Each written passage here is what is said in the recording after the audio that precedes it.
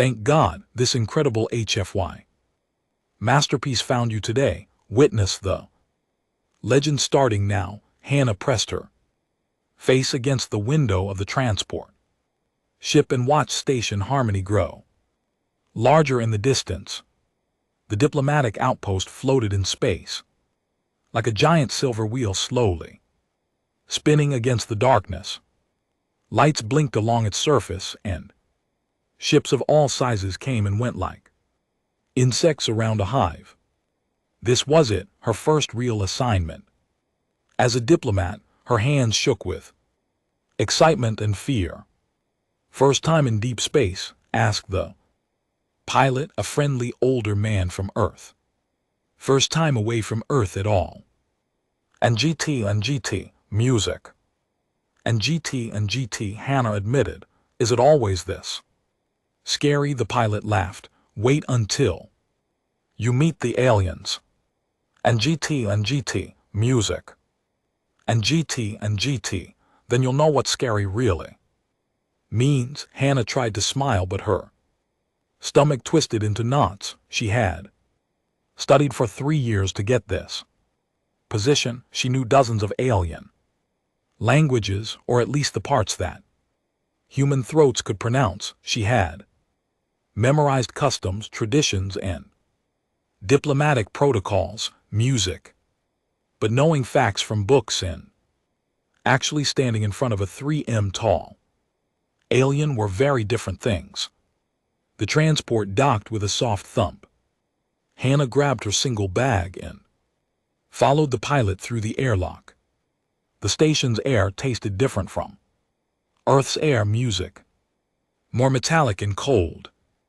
The walls were made of smooth white material that seemed to glow from within. Symbols in a dozen different languages covered every surface, showing directions to different areas. A human man waited for her near the entrance.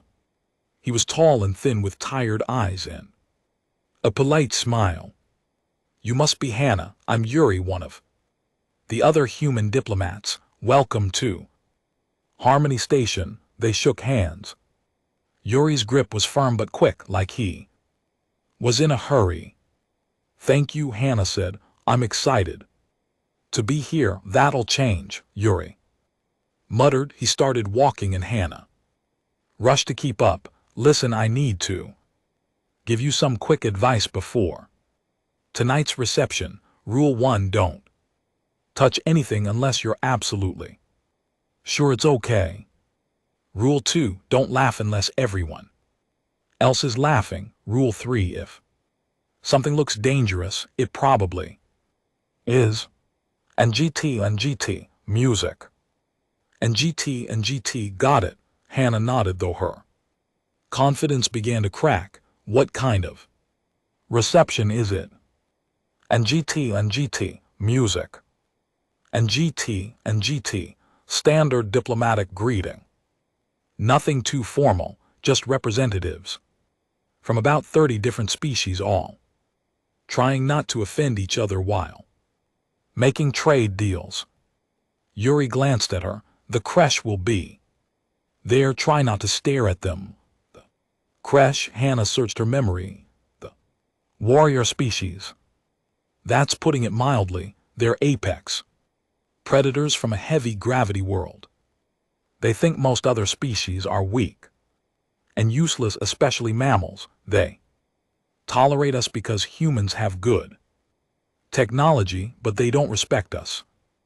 Yuri stopped at a door. This is your quarters. Get cleaned up and put on something diplomatic. I'll come get you in 2 hours. The reception hall was beautiful and terrifying at the same time. The ceiling stretched up so high that Hannah couldn't see the top. Aliens of every shape and size filled the space. Some walked on 2 legs, some on 4. And GT, music. And GT, some had scales, some had fur, and some had skin that seemed to change color as they moved. The air buzzed with dozens of conversations in languages Hannah couldn't understand even with her translator earpiece. Yuri guided her through the crowd, introducing her to various beings. A small blue creature with 6 arms worked for the Trade Commission. Floating jellyfish-like being represented the Science Council. They all seemed polite but distant, studying Hannah like she was an interesting bug. Then she saw the creche. They stood in a corner of the hall, and every other species gave them plenty of space. They were massive, easily twice Hannah's height, with bodies covered in dark scales that reflected the light like oil. Their faces were long and filled with teeth. Their eyes were golden and seemed to music glow from within. When they moved, muscles rippled under their scales like steel cables. And GT, music. And GT, that's Ambassador Velthar, Yuri whispered. He leads the creche delegation, very traditional, very proud. Don't approach music him unless he approaches you first. But Hannah wasn't looking at the ambassador. Her eyes had found something else. On a table near the creche group sat a weapon, curved and beautiful. It looked like a sword, but with a blade that seemed to shimmer and shift. The handle was wrapped in something that looked like leather, and symbols were carved into the metal. It was the most beautiful thing Hannah had ever seen. She walked toward it without thinking.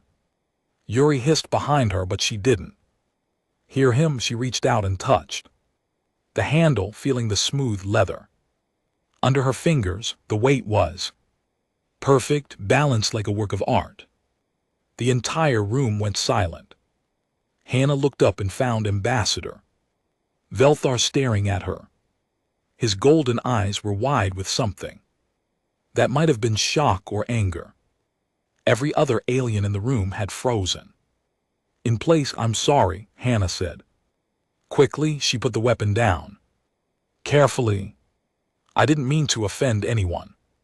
It's just so beautiful. Velthar moved closer. Each step shook the floor slightly. He looked down at her, his face unreadable.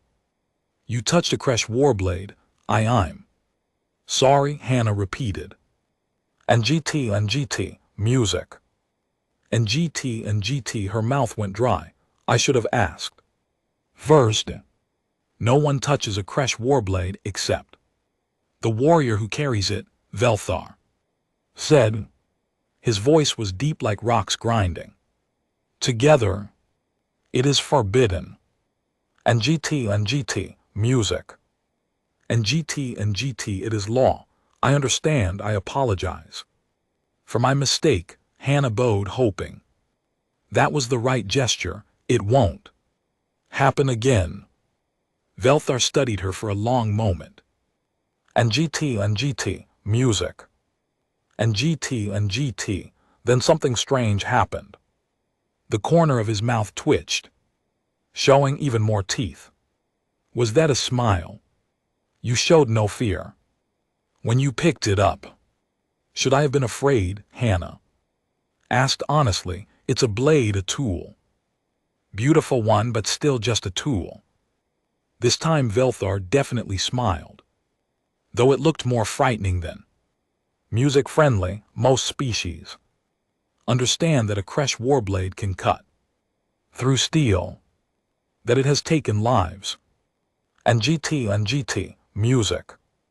And GT, that touching one without permission might result in losing the hand that touched it. Hannah looked at her hand, then back at the ambassador. And GT, music. And GT, but you're not going to cut off my hand, are you? No, Velthar said. He actually sounded amused. And GT, music. And GT, I am not. The tension in the room broke. Conversation started again. though Hannah noticed many aliens still watched her and the creche ambassador with interest. Later in the evening, as the reception began to end, Velthor approached Hannah. Again, she was standing alone, watching the crowd and trying to remember everyone's names. Human diplomat, he said. Hannah. She corrected gently. My name is Hannah. He seemed to test the word. I wish to inform you of something. My offspring will be arriving at this station in 3 days. And GT, music. And GT, your child, Hannah smiled. That's wonderful. How old? By your years, perhaps 10, still young still. Learning control, Velthar's eyes fixed on her. I tell you this as a warning. Young creche are dangerous. Their instincts are strong. They do not always control their hunting reflexes. And GT, music. And GT, other species have been hurt by accident. You would be wise to stay away from the diplomatic wing when my offspring arrives. Hannah nodded slowly. Thank you for the warning. I appreciate your concern. Velthar studied her again with those strange golden eyes. Then he turned and walked away, leaving Hannah to wonder what exactly she had gotten herself into. She thought about his warning all the way back to her quarters. A child who was dangerous even by accident, a predator species that saw most others as weak. But as she lay in bed that night staring at the strange ceiling of her new home, Hannah wasn't afraid. She was curious, and maybe, just maybe, a little excited to meet this dangerous child everyone seemed so worried about. 3 days passed quickly. Hannah spent her time learning the station's layout and meeting more of the diplomatic staff. She made friends with a few of the alien species, though most seemed cautious. Around her, the incident with the warblade had spread through the station. Gossip networks. Some species thought she was brave. Others thought she was foolish. Hannah didn't care much either way. She had work to do. On the morning of the 3rd day, warning messages appeared on every screen. Throughout the station, a young creche was arriving. All non-essential personnel should avoid Section 7 through 12. Emergency medical teams were on standby. Security protocols had been upgraded. The messages made it sound like a natural disaster was coming instead of a child. Yuri found Hannah in the human cafeteria during lunch. Did you see the music warnings? Hard to miss them, Hannah said between bites of rice. Seems like a lot of fuss for one kid. You don't understand, music. Yuri sat down across from her, his face serious. Creche young are not like human children. They're born hunters. Their reflexes are faster than ours. Their claws can cut through most materials. Their bite force can crush bone, and worst of all, they see movement as a trigger. If something moves quickly, they chase it. It's instinct. Hannah put down her chopsticks. So what you're saying is I should walk slowly. I'm saying you should stay away completely. Yuri ran his hand through his hair. Last year on Station Unity, a creche youngling got loose. It tackled a real diplomat and broke 3 of their limbs before anyone could pull it away. The youngling was just playing. It didn't mean any harm, but the vril still spent 2 months in medical. That does sound bad, Hannah admitted. But Ambassador Velthar seems responsible. I'm sure he'll keep his child under control. Yuri shook his head. Just promise music me you'll be careful. I promise, Hannah said, and She meant it. She wasn't looking for trouble. She music just wanted to do her job and maybe learn about different species. If that meant staying away from the diplomatic wing, she could do that. But fate had other plans. The young creche arrived on a private shuttle that afternoon. Hannah was nowhere near the docking bay, busy in her office reviewing trade documents, but she heard about it from everyone who was there. The youngling was large, already the size of a full-grown tiger from Earth.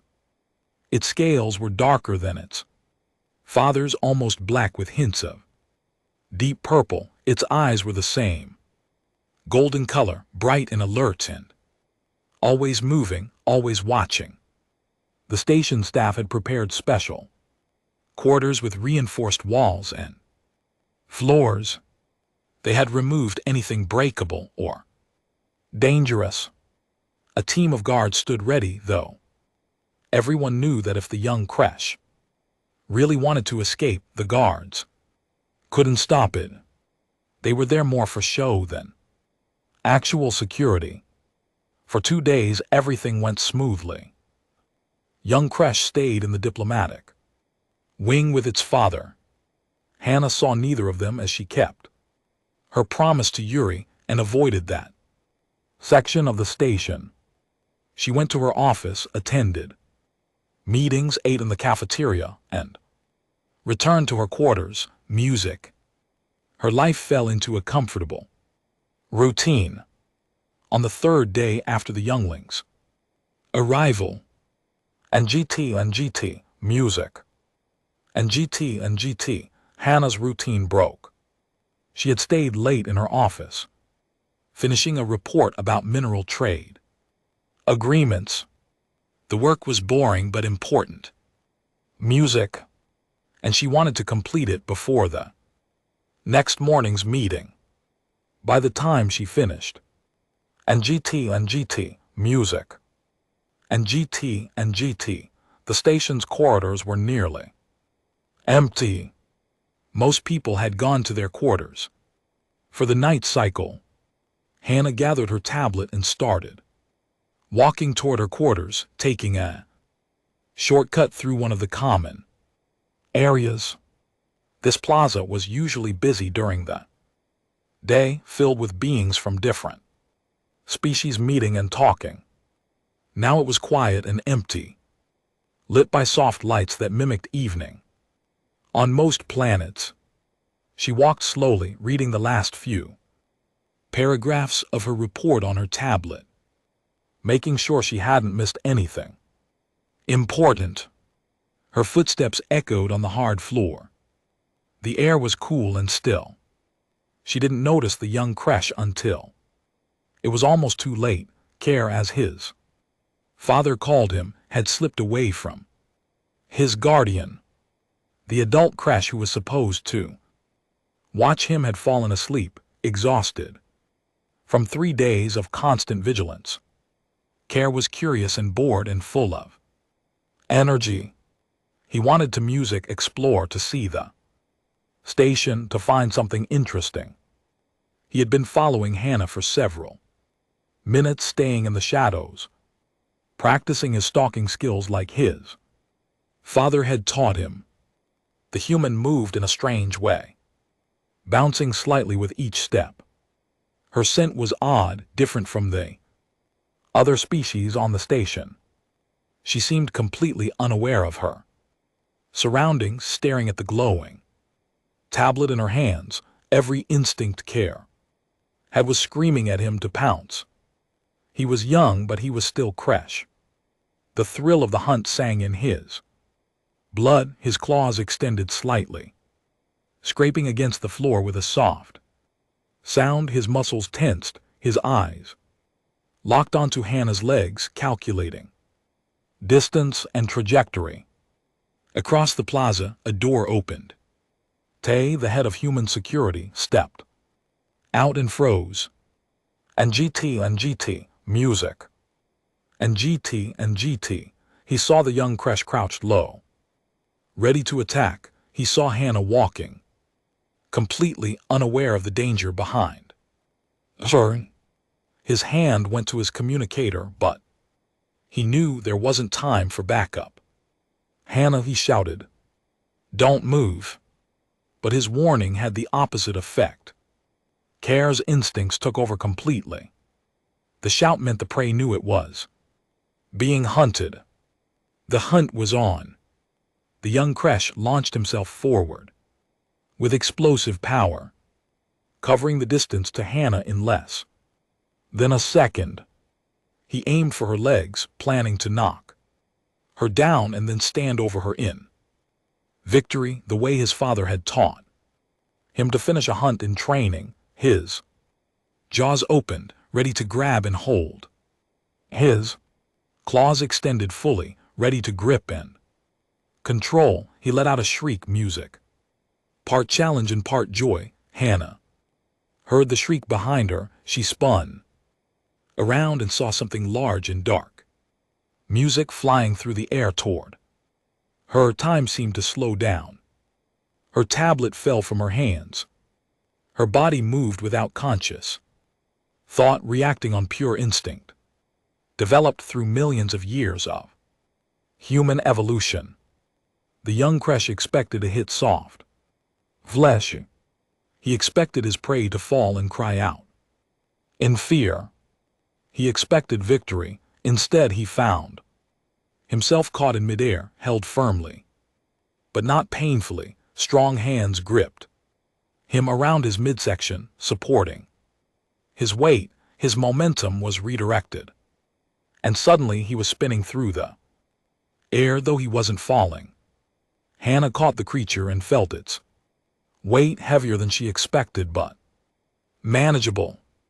Her arms strained, but her legs were strong from Earth's higher gravity. She pivoted on one foot and spun around, using the creature's momentum to help her turn. The motion was instinctive, like catching a large dog that had jumped at her for a hug, and then she laughed. The sound echoed through the plaza, bright and clear and completely unexpected. It was a laugh of surprise and delight, the kind of laugh someone makes when something scary turns out to be fun.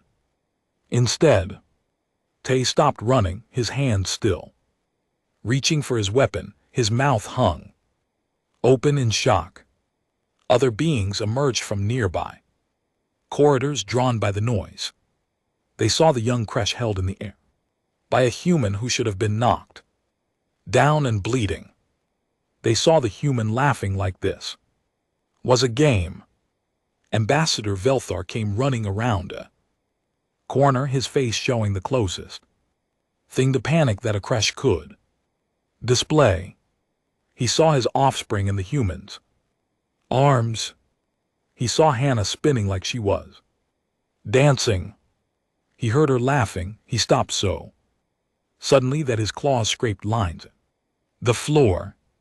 Hannah completed her spin and looked at the creature in her arms. It was making confused sounds. Somewhere between a chirp and a growl, its golden eyes were wide with surprise. Up close she could see it was young, with scales that weren't quite as hard as an adult's. Its teeth were sharp but still growing. Its claws were dangerous but not yet deadly. And GT, music. And GT, you're just a baby, Hannah said, still smiling. She looked into those golden eyes. Are you playing? Do you want to play? Care didn't understand most of the words, but he understood the tone. And GT, music. And GT, it was friendly. It was happy. The prey that wasn't prey was smiling at him, not screaming. The hands that held him were gentle, not hurting him even, though they were strong enough to stop his attack. He made a questioning sound, tilting his head the way young creatures do when confused. Hannah carefully set the young Kresh down on the ground, keeping one hand on his back. She could feel his heart beating fast. Under the scales. Without thinking, she scratched behind. The ridge where his neck met his. Shoulders. The way she used to scratch her. Neighbor's dog back on Earth. Care's confusion disappeared, replaced by surprise and then pleasure. The scratching felt good. Really good. He leaned into the touch and made a deep rumbling sound that his translator identified as contentment. His eyes closed halfway in his tail. Relaxed music. The plaza remained completely silent, except for the rumbling sound coming from the young creche. Every being present stood frozen, trying to understand what they were seeing. Music. A human, one of the supposedly mammalian species, was casually petting a creche youngling like it was a domestic animal, and the youngling was enjoying it.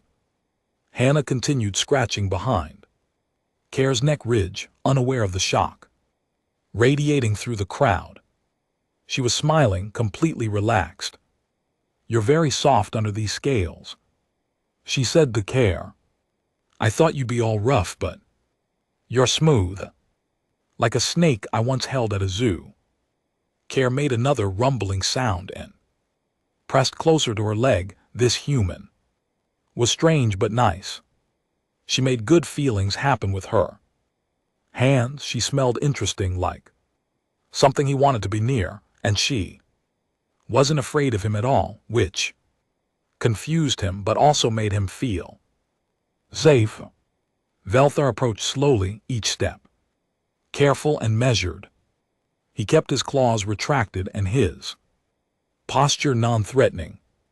When he spoke, his voice was quieter than usual. "Human, step away from my offspring." Hannah looked up and saw the ambassador.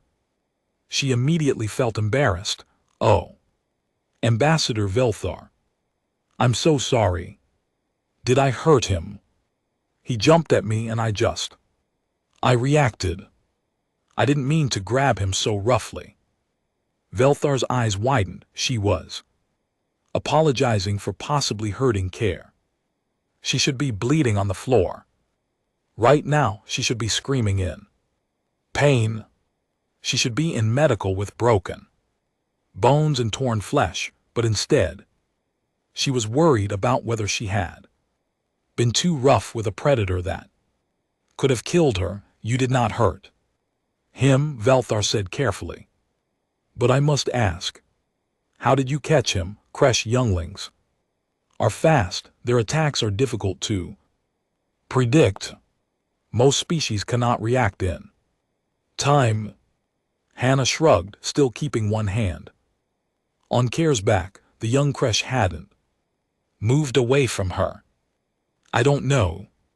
I heard a noise. I turned around. I saw something coming at me, and I just caught it." My body moved before I could think music about it. Tay finally reached them, though he kept a safe distance from Care. "Hannah, are you hurt? Did he scratch you?" Hannah looked at her arms. There were a few red marks where Care's claws had made contact, but the skin wasn't broken, just some scratches. "Nothing serious. I've gotten worse from my friend's cat back home." "Cat?" Velthar repeated. "What is a cat?" "It's a small predator from Earth," Hannah explained. "Humans keep them in their homes as companions. They have claws and teeth, and they hunt small animals, but they're also very soft and they purr when they're happy." She looked down at Care, kind of like he's doing now. The gathered crowd began to murmur among themselves. A human who kept predators as pets. Species that considered claw marks minor injuries. What kind of death world had humans come from? Yuri pushed through the crowd, his face pale. "Hannah, thank God you're okay," I thought. He stopped when he saw her calmly standing there with the young creche leaning against her leg. "What is happening right now?" I think we're making friends, Hannah said. She looked at Velthar. Is that okay? I don't want to cause any problems with your traditions or customs. Velthar didn't know how to answer. His mind was still trying to process what he had witnessed, Kier. And GT, music. And GT, his fierce and energetic offspring was acting like a domesticated creature. The human had caught him mid-attack with reflexes that should have been impossible, and now she was asking permission to be friends. Kier, Velthar said, switching to the Kresh language. Come here. Kier looked at his father, then at Hannah, then back at his father. He made a small unhappy sound and pressed closer to Hannah. Now, Velthar said, his voice taking on a firm tone that all Kresh younglings understood meant serious business. Reluctantly, Kier pulled away from Hannah and walked to his father, but he kept looking back at her, his tail dragging on the ground in a clear sign of disappointment. Velthar placed a large hand on his offspring's head. You disobeyed. You left the quarters. You attacked without permission. I wasn't attacking, Kier protested in the Kresh language. I was hunting for practice music. Like you taught me, hunting requires permission on a diplomatic station. Velthar said, but his voice was less angry than it should have been. And GT, music. And GT, he was too distracted by what had happened. He looked at Hannah. I apologize for my offspring's behavior. He is young and still learning control. Please don't be too hard on him, Hannah said. And GT, music. And GT, he's just a kid. Kids make mistakes. That's how they learn. She smiled at Kier. Maybe next time you could ask before you jump on someone. I would have played with you if you just asked. Kier didn't understand all the words, but he understood the smile and the tone. Music. He made a happy chirping sound. Velthar studied Hannah with new intensity. You would play with him, knowing what he is, knowing that he could hurt you even by accident. Sure, Hannah said simply. I grew up around dogs and cats. I know how to play safely with animals that have teeth and claws. You set boundaries. You pay attention to their signals, and you stop if things get too rough. It's not complicated, but Kresh younglings are not dogs or cats, Velthar said. They are predators. They are dangerous. Hannah tilted her head, thinking with respect, Ambassador. Everything is dangerous if you're not careful. Humans are dangerous too, if you think about it.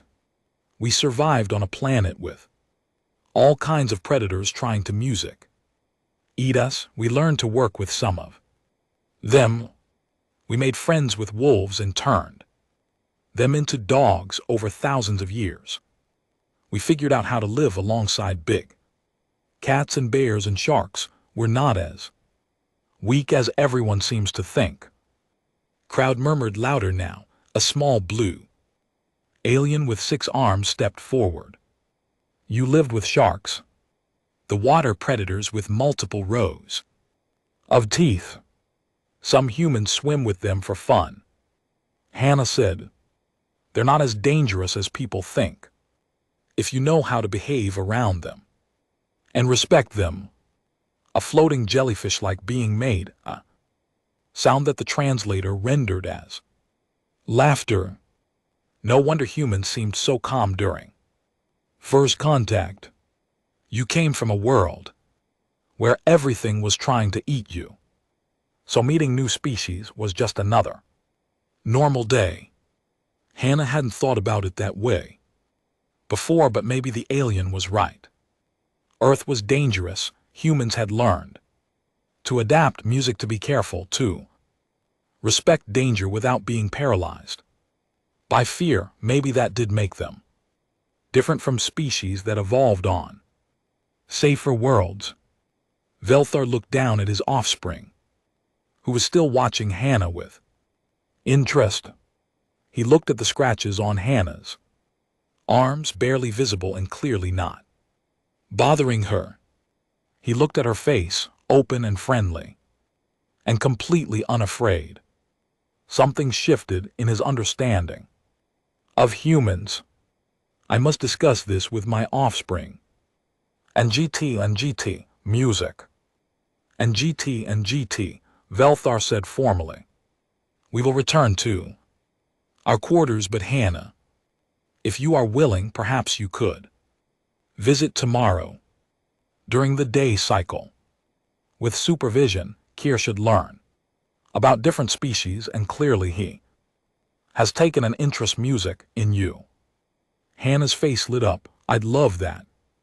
Thank you, Ambassador. And GT, music. And GT, Velthar nodded slowly. He placed a hand on Kier's back and guided him away. Kier kept looking back at Hannah until they turned a corner and disappeared from view. The crowd began to break up, beings returning to their quarters or duties. But the murmuring continued. Everyone would be talking about this for days, maybe weeks. The human who caught a creche youngling and made friends with it, the impossible moment when prey became music. Something else entirely. T waited until most of the crowd had left before approaching Hannah. That was either the bravest or the and GT, music. And GT, stupidest thing I've ever seen, probably. A bit of both, Hannah admitted. She bent down to pick up her fallen tablet, relieved to see it wasn't broken. But he's just a kid, T. A big kid with sharp teeth and claws. Sure, but still a kid. And GT, music. And GT, I couldn't just let everyone treat him like a monster. Most species would, T said. Music. Creche are feared throughout the galaxy. Their reputation as warriors and hunters is well earned, maybe, Hannah said, but fear doesn't help anyone make friends. And isn't that what we're supposed to be doing here, making friends with other species? T smiled despite himself. I suppose that is the job description. He walked with her toward her quarters. But please be careful tomorrow, Kier. Might be young, but he's still dangerous. Don't let your guard down. I won't, Hannah promised, but I also won't treat him like a monster. And GT, music. And GT, there's a difference between being careful and being afraid. Back in the diplomatic quarters, Velthar sat with his offspring and tried to explain what had happened. But Kier wasn't interested in lectures. He wanted to know when he could see the nice human again, the one who laughed and scratched his neck and made him feel safe and happy. Velthar realized that his offspring had just taught him an important lesson. Humans weren't weak. And GT, music. And GT, they were something entirely different. Something the galaxy had never encountered before. Music. And that thought both excited and worried him in equal measure. By morning, the entire station knew what had happened. Security footage of Hannah catching Kier midair had spread through the diplomatic networks. Beings from dozens of species watched the recording over and over, trying to understand what they were seeing. The human moved so fast, her reaction time was incredible. And the way she spun with the young creche in her arms, laughing like it was all a game, that was the part that confused everyone the most. Hannah woke to find 17 messages waiting.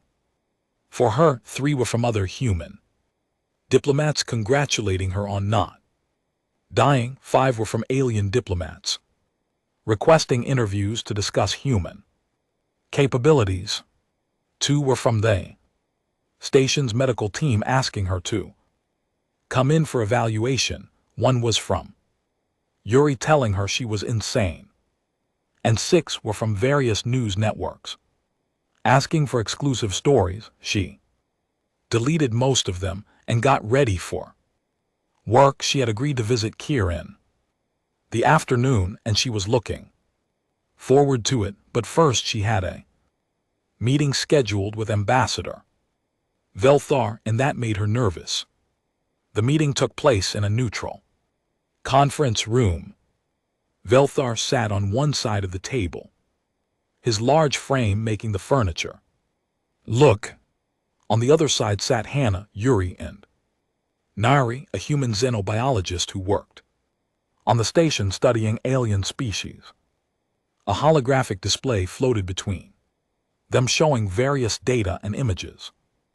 Velthar began without pleasantries. I must understand what happened yesterday. My offspring is faster than most species can perceive, yet you caught him easily. How? Nari leaned forward. She was an older woman with gray hair and sharp eyes. If I may explain, Ambassador, humans evolved on a planet called Earth. Earth has higher gravity than most civilized worlds in the galaxy. Our bodies adapted to this. Our bones are denser, our muscles are stronger relative to our body weight. Our reflexes developed to deal with multiple predator species. She pulled up an image on the holographic display. It showed Earth rotating slowly. This is our home world. Notice the gravity reading. 1 standard units. Most species in the Galactic Council come from worlds with 0.6 to 0.8 gravity. Humans grew up in an environment where we had to be strong just to stand up. Velthar studied the image. His own home world had 1.2 gravity, higher than Earth but not by much. He had assumed humans came from a light world given how delicate they seemed. Continue. Humans are also endurance predators. Nari continued. We evolved to hunt by chasing prey over long distances until they collapsed from exhaustion. This required incredible stamina, the ability music to track and predict movement and reflexes to avoid danger during long chases. And GT music. And GT. We didn't evolve to be the fastest or the strongest. We evolved to keep going when everything else stopped.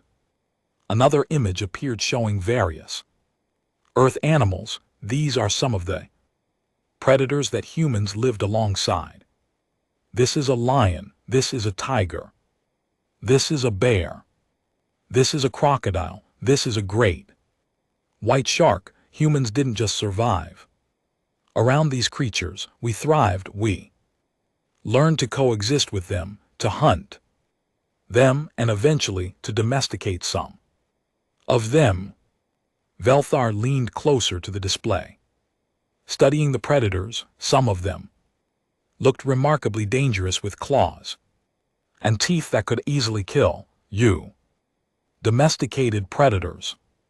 We domesticated wolves, Yuri said. We turned them into dogs. It took thousands of years, but we did it. We made companions out of creatures that could kill us. And GT music. And GT.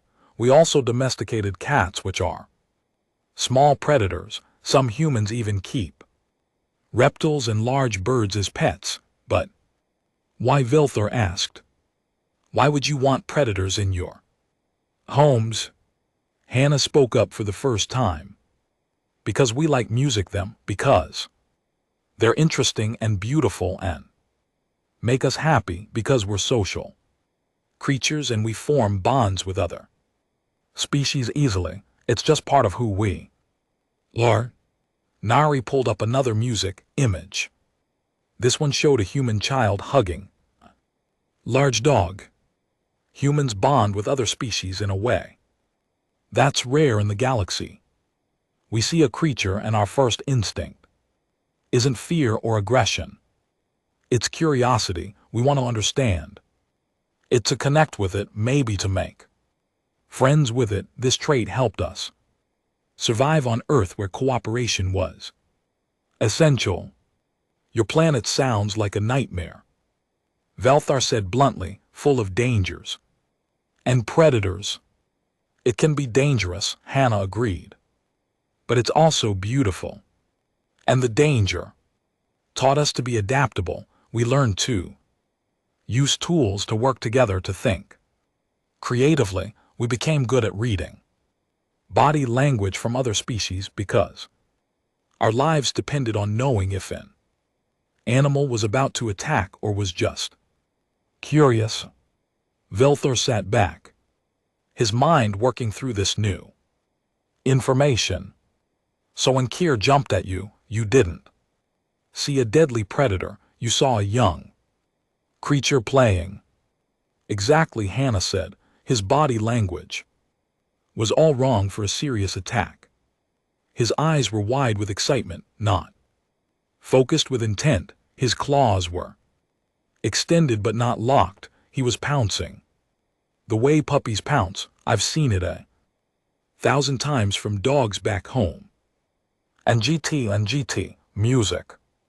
And GT, puppies, Velthar asked. Baby dogs, Yuri clarified. Human children often grow up with puppies and kittens. We teach our young to interact safely with animals from an early age. Velthar was quiet for a long moment. Then he asked the question that had been bothering him all night. The scratches on your arms. I saw them. You barely noticed them. How music. Much pain can humans tolerate? Nari pulled up medical data. Compared to most species, quite a lot.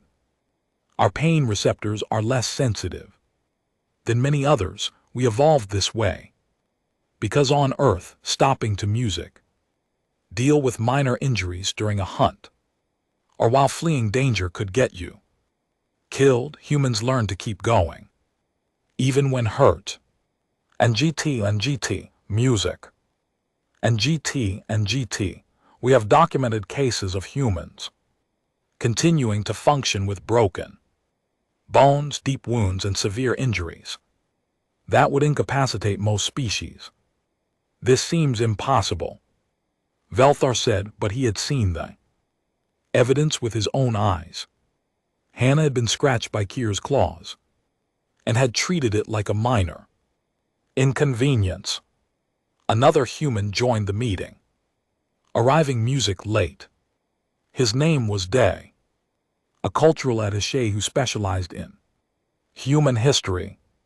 Sorry I'm late, I heard you were explaining Earth to the ambassador. Mind if I add some context, please? Velthar said. He was hungry for information now, trying to rebuild his entire understanding of humans. Day sat down and pulled up images on the holographic display. This is the Colosseum in ancient Rome. Humans built it 2,000 years ago to watch other humans fight for entertainment. This is Mount Everest, the tallest mountain on Earth. Humans climb it for fun, even though many die trying. This is a human swimming with dolphins. This is a human riding a horse. This is a human diving into the ocean to study sharks. Each image showed humans doing something that seemed insane to most alien species, seeking danger, embracing risk, turning deadly situations into recreation. We have a saying on Earth, Day continued. We say that humans are the species that saw a wolf and thought I'm going to make that my friend. We saw a wild horse and thought, I'm going to ride that. We saw the ocean and thought, I wonder what's at the bottom. We're curious to the point of recklessness sometimes, but that curiosity has made us who we are. Velthar absorbed all of this, his worldview shifting with each new piece of information. Finally, he spoke. I invited you here because I thought I needed to warn you about Kier, to explain how dangerous Kier's younglings are. But now I understand. You already know. You understood from the moment he jumped at you. You caught him not because you were lucky, but because your entire species evolved to deal with exactly that kind of situation. We're not fearless, Hannah said gently. Music. We feel fear like anyone else, but we learned a long time ago that fear shouldn't stop us from trying to connect with others. Yes, music here could have hurt me, but he's also a child who needs friends and socialization. The potential for friendship was worth the risk. Velthar stood up, pacing the room. Music. His tail swished back and forth, a sign of agitation. The council classified humans as a weak species, low physical capabilities, non-threatening, suitable for diplomatic and support roles, but not for positions of strength. He turned to face music. They were wrong, completely wrong. We never claimed to be strong, Yuri said. We just wanted to join the galactic community, to learn from other music species and share what we know. That's exactly why the council misjudged you, Velthar said. True predators, true warriors, they announce themselves. They demand respect through shows of strength. But humans walked into the galaxy with open hands and friendly smiles. You seemed soft because you chose to be gentle. And GT, music. And GT, not because you had no other choice. He looked at Hannah specifically. When you touched my war blade at the reception, you showed no fear. I thought you were simply ignorant. And GT, music. And GT, now I understand you weren't afraid. Because you grew up in a world where danger was normal. A blade is just a tool to you, no more frightening than a storm or a wild animal. I still shouldn't have touched it. Without asking, Hannah said, that was rude. Yes, Velthar agreed. But it was also honest. And GT, music. And GT, you saw something beautiful and you wanted to touch it. That honesty is refreshing. The afternoon visit went better than anyone expected. Hannah arrived at the diplomatic wing with a bag full of small toys she had ordered from the station's fabrication center. Simple things. And GT, music. And GT, balls that bounced in interesting ways. A rope for tugging games and some soft fabric for gentle play. She had consulted with Nari about safe activities for a Kier youngling.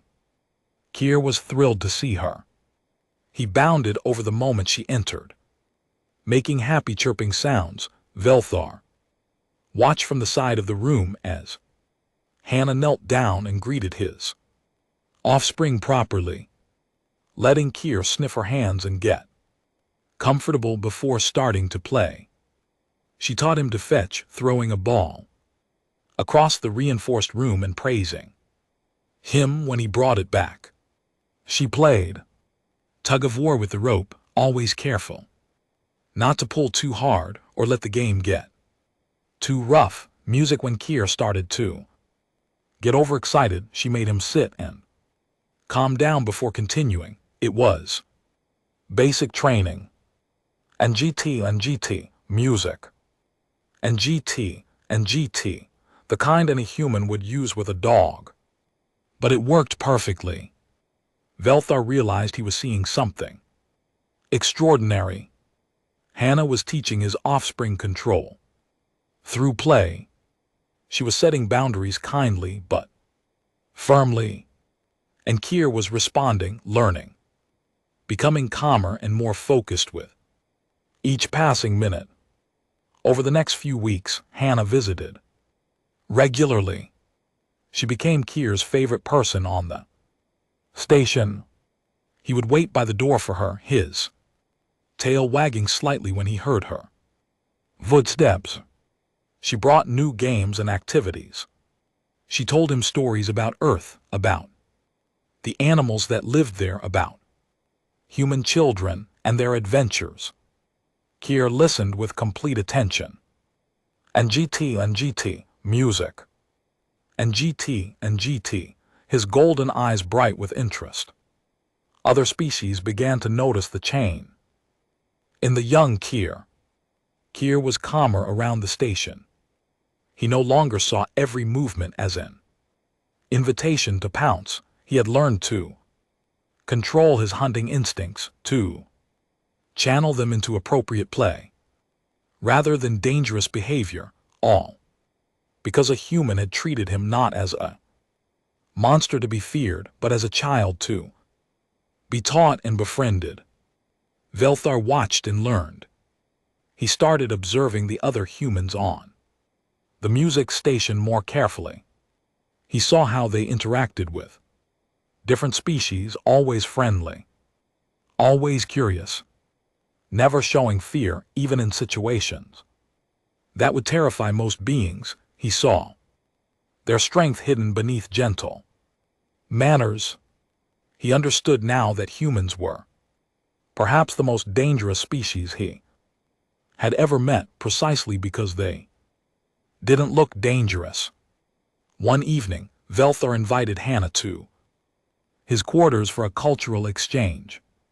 He wanted to show her Kier traditions, and he wanted to understand human traditions better. They sat together while Kier played with his toys nearby, occasionally coming over for attention before returning to his games. "I have been thinking," Velthar said, "about how humans might change the galaxy."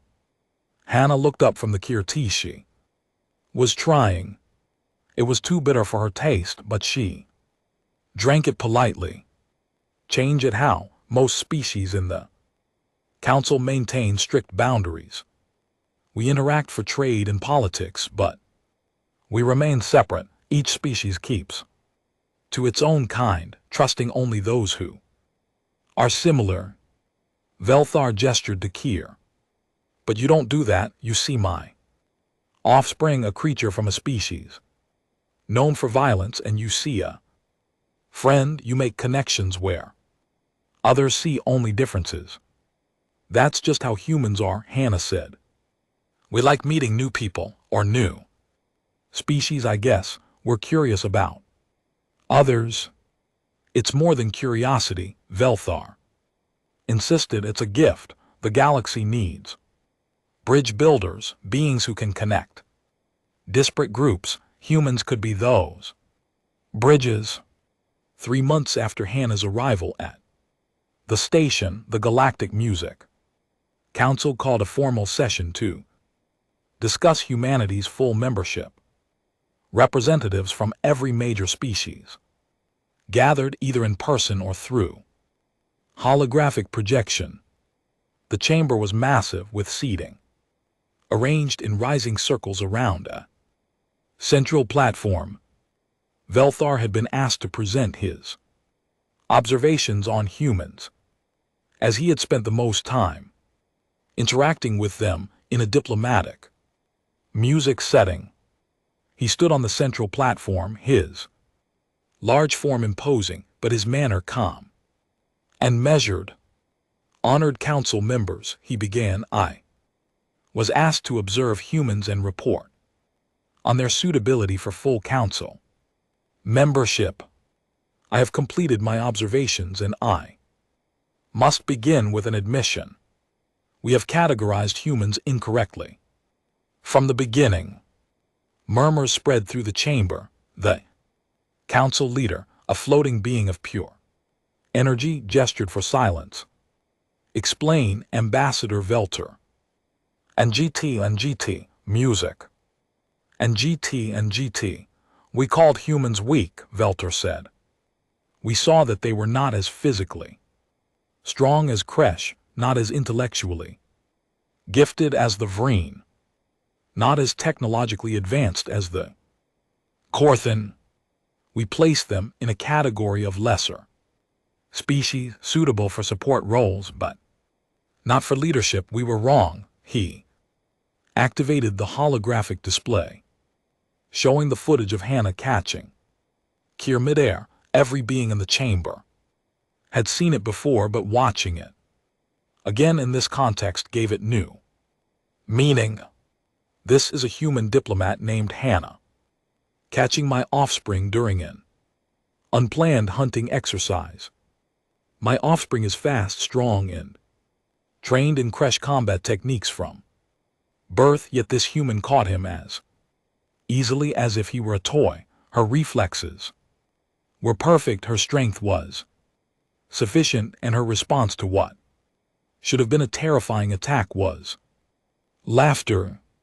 He changed the image to show Earth rotating against the darkness of space. Humans come from a world with high gravity and countless predators. They evolved not to be the strongest or the fastest, but to be the most adaptable. They are endurance predators who won their planet not through superior weapons, but through intelligence, cooperation, and an incredible ability to keep going long after other species would have given up. Another image appeared showing a human swimming with dolphins. Music. They are also the only species we have encountered that actively seeks to befriend other species. They domesticated wolves into dogs. They made companions of predators. Music that could kill them. They keep dangerous animals in their homes and call them family. This is not weakness, this is confidence. Velter paused, letting his words sink in. But here is what truly makes humans unique. They see potential friends where we see threats. And GT, music. And GT, they build bridges where we build walls. They laugh in the face of danger, not because they are ignorant of risk, but because they refuse to let fear control them. He showed footage of Hannah playing with Kier, teaching him control and socialization. My offspring has learned more about proper behavior from this human in 3 months than from years of traditional Kresh training. Why? Because she treated him as a child who needed guidance, not as a monster to be contained. Music. She showed him kindness without weakness, boundaries without cruelty. She made him want to be better, not through fear but through friendship. The footage seeing the young Kresh playing happily with a human who should have been his prey. I recommend not only accepting humans to full council membership, Velter concluded. Music, but recognizing them for what they truly are. They are not conquerors. And GT, music. And GT, they are not warriors. They are bridge builders. They are the species that can connect us all, that can teach us to see past our differences and find common ground. The galaxy needs humans, not because they are strong or weak, but because they are unique. They are the species that catches something leaping at them with lethal intent, and their first instinct is to laugh and play. He stepped back from the platform.